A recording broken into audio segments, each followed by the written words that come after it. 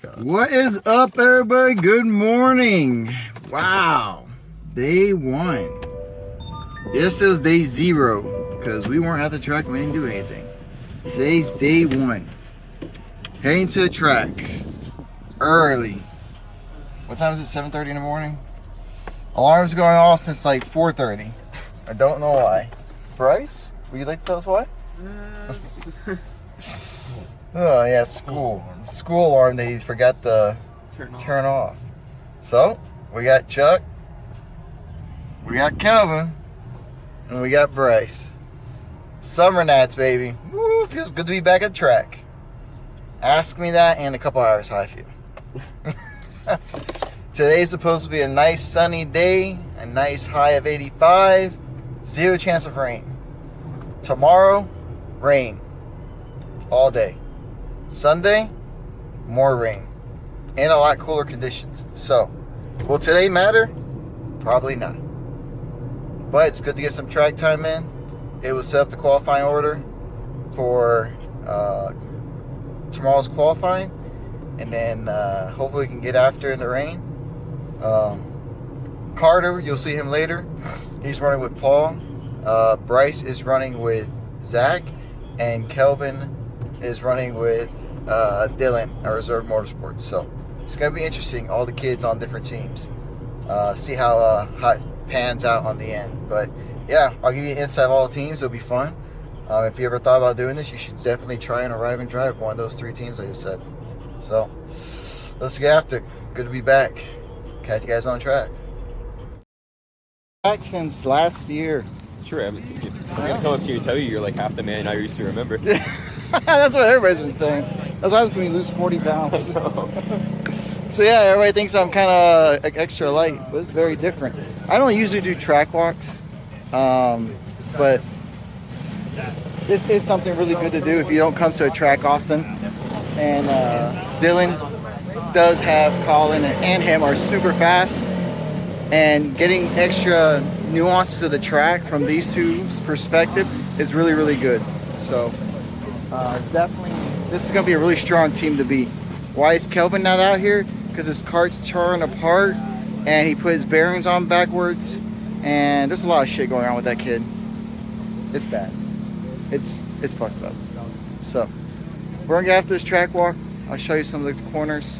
I've actually never raced it because every time we've come here I've been hurt. So let's see. Okay, I got the back. Okay. What's the price? Okay. Yeah. It's like 60 bucks.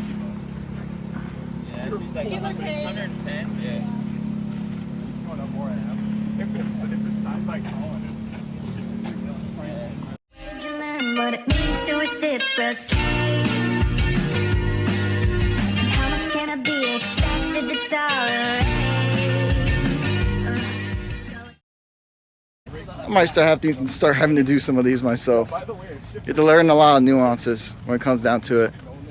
Little tricks here and there. Plus, when you got some really good drivers, you really learn a lot on these walks.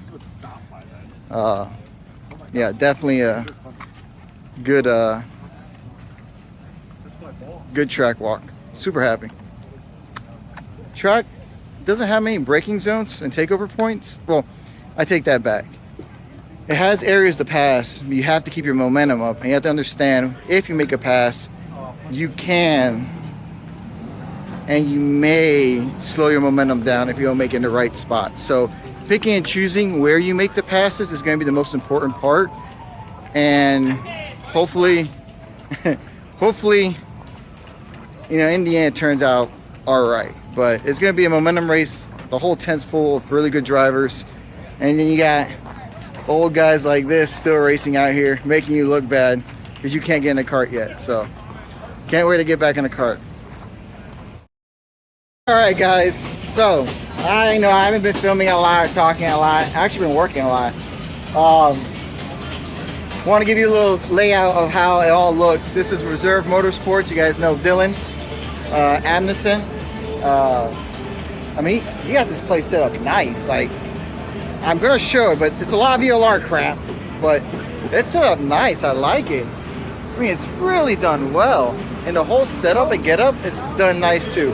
He has a trailer step on the inside for me as well to do data.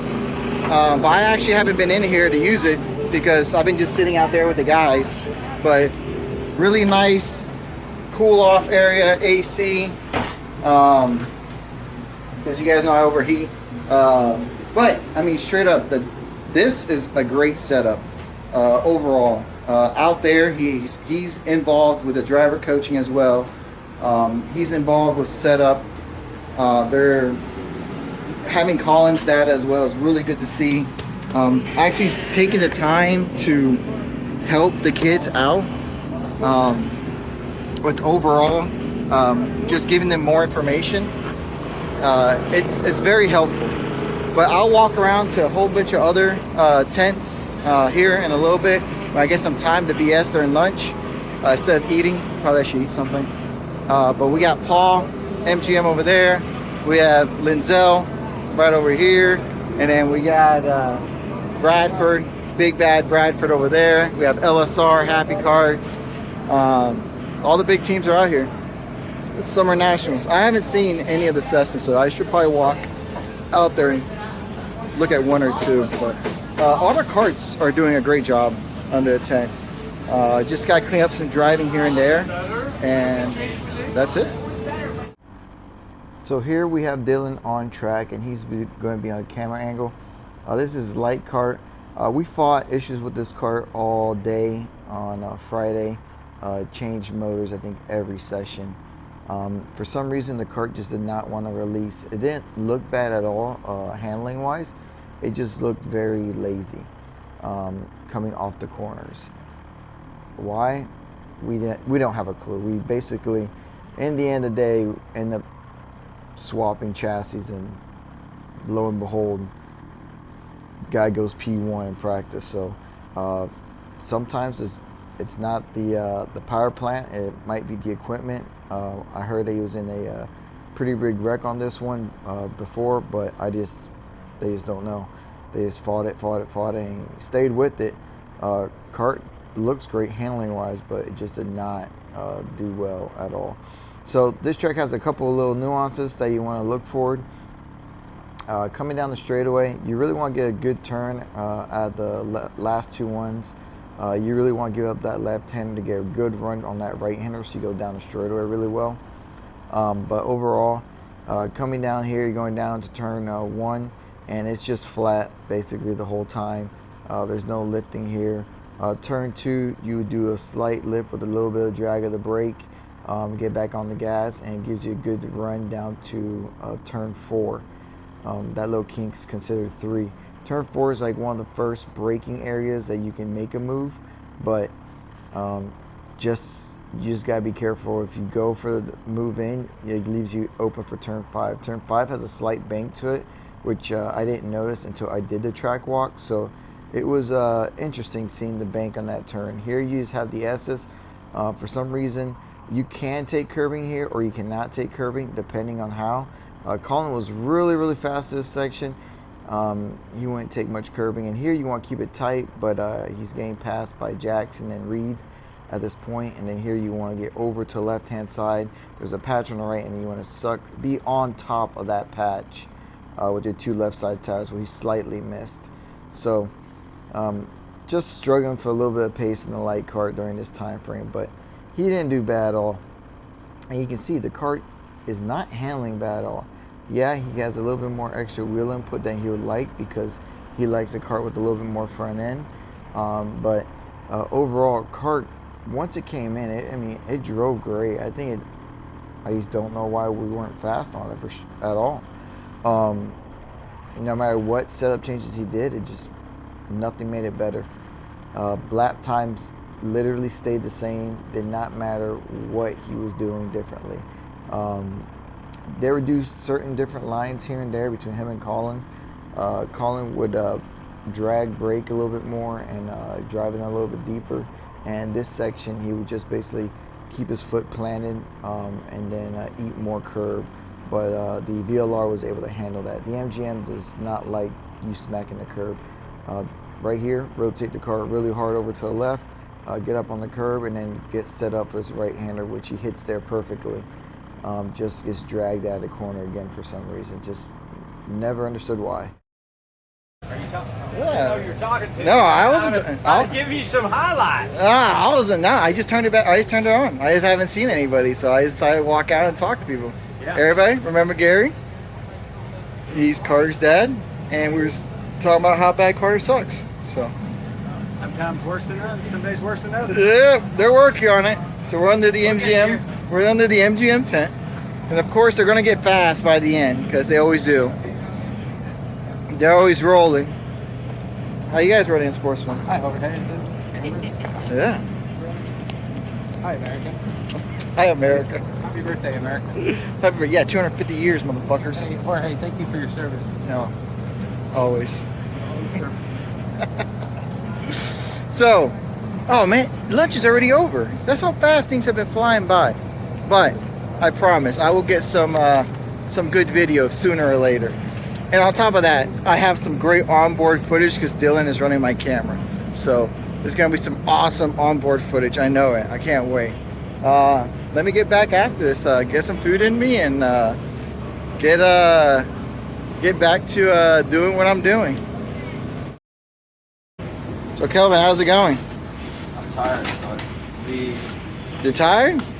yeah. Already? You haven't taken a nap, that's the problem. I know exactly. You know those naps. Chuck, how you feeling? Also tired. It's okay. I'm with the Zinger, what can I say? We're starting a new chassis company called Zinger Chassis. Holy crap. How to keep a chassis dirty. It is wild. Kelvin, we don't have the speed at the moment to run in light. So we've been doing some different wholesale changes with weights because medium we're fast. But I don't want to make too many changes on the light cart or on the cart to make one class faster than the other. If we have a chance to win in one class, then I'm focusing on making changes to make the light cart drivable, basically, because it's way too free. Like, we're way too free.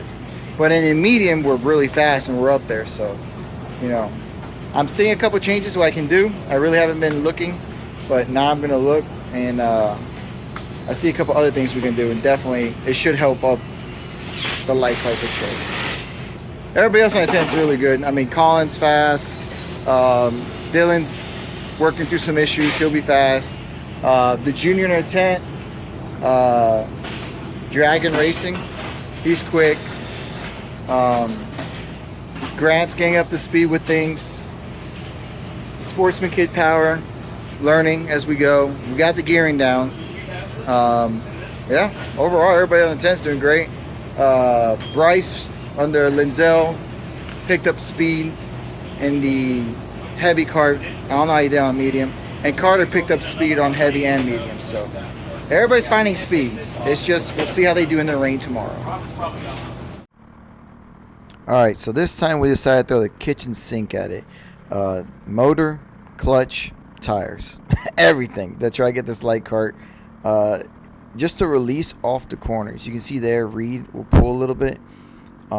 She is in the draft, but so is Dylan, so he should be getting there. So in this section he's actually doing pretty good, but for some reason, even though coming off this back stretch, he will be there, but it just does not want to come off this dang corner at all. He hits it well. He hits the right hander really well. And right there, he just gets pulled a little bit. This motor turned out to be pretty good in the draft. He ends up sucking right back into her draft really well. Knowing Reed, she probably has one tooth lower than Dylan at this point in time because she likes to run a much lower gear. Racing against her a lot, I notice I usually gear one tooth higher than her for sure. They just run a lower gear usually. And a flowy track like this, if you stay in the draft, it could work out.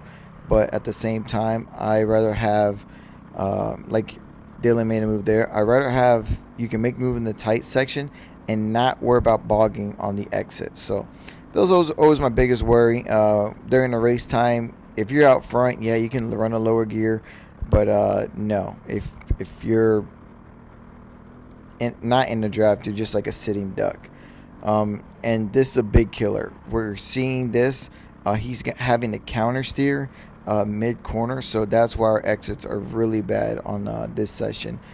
Mid corner, for some corners, even that right hander, the kart would just snap and just die on exit. So for the setup changes we did for the kart, did not work. We just lost way too much rear grip. He had a way too much front grip, which in the end mid off killed it. And then a low horsepower class like this, you'd rather have a little bit more rear grip than not enough rear grip sometimes.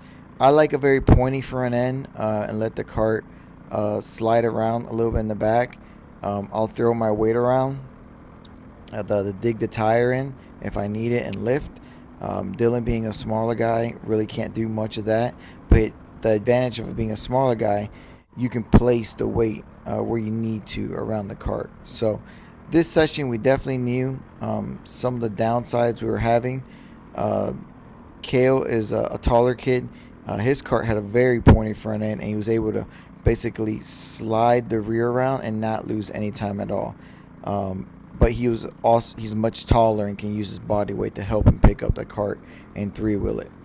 And then Colin has a completely different type of driving style, and he likes his kart set up completely different from these two. So it was very interesting to see everybody how different they were, but in the end, like almost run the same lap times. Extremely interesting on how the data transferred over from Dylan. Dylan's more of a lift and coast. Colin actually uses a lot more brake than I expected. So, man, it was the amount of information I got was just overflowing. Taking the data from these two drivers and even overlaying it with some of the other guys. Right there, a little bit of rubbing is racing. Just getting, some tire marks here and there. Just, breaking the graphics the right way. You always want a little bit. You always want a little tire rub, right? You're not going after it or anything during practice, but you want to let them know, hey, I'm not going to be pushed around. And basically that's what Dylan did. But that patch right there is the one I'm talking about. You want your two left side tires on that patch so it can suck you around, kick you around the corner. But overall, it was a great day of practice. Everybody did great, and man, I was excited. On Bryce and Carter, because Bryce actually did really well that last section of the track. That last heat, he did really well. Oh, dude, the chassis is red. Same thing with this, as well. That's pretty cool. Why don't I get a red chassis? The first practice. I don't get anything cool. So, how's it going? Good. Trying to find speed in medium, but we're decent and heavy. Yeah, heavy. I saw you picked up some space. The speed. Yeah. It's always fast and heavy. It's just got to figure out medium setup wise and a little bit of driving, but yeah. Probably more driving than setup, to be Yeah. honest. It's Likely. I mean, we just gotta be honest. It's all driving. Yeah. So then, How you like it under the tent? let's take one thing. It's pretty good. Linzell Speed Shop is super helpful. They're always on it, always helping me. I mean, literally I'm doing barely any work, and they're just on it with everything, like tires, engine. They put an engine on for me this morning, and it's been fast. Like, it's been fast at work. Awesome. Well, if you guys are, I've already said before, he's in the, I'm gonna screw this up. I know he's in up north, Pennsylvania area, stuff like that. So if you're up north, definitely give it a shot. I recommend it for sure. There he is, doing some driver coaching. Normally I'm okay. That's usually what happens when you get old. You get out of the scene, you start doing more driver coaching. Okay, let's go.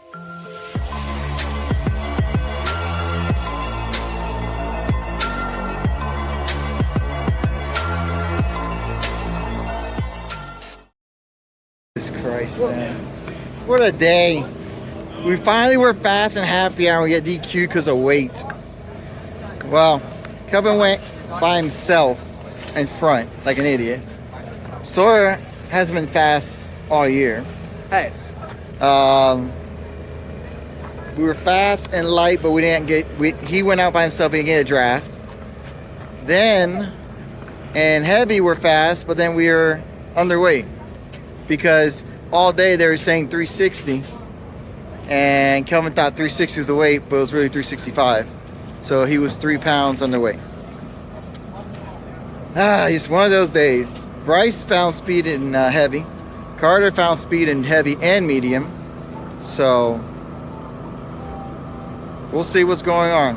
Tomorrow, different day. Gonna rain. Different challenges. All the data goes out the window. It's all down to the driver. And man, if I was back, I'll be doing a rain dance myself. You know I love the rain. Thanks for watching, guys. Don't forget to share, like, subscribe, all the good stuff. I'm gonna take my time editing these videos so they come out looking decent and good. So can't wait. Excited. Gonna pull some video off my GoPro for Dylan and get after it.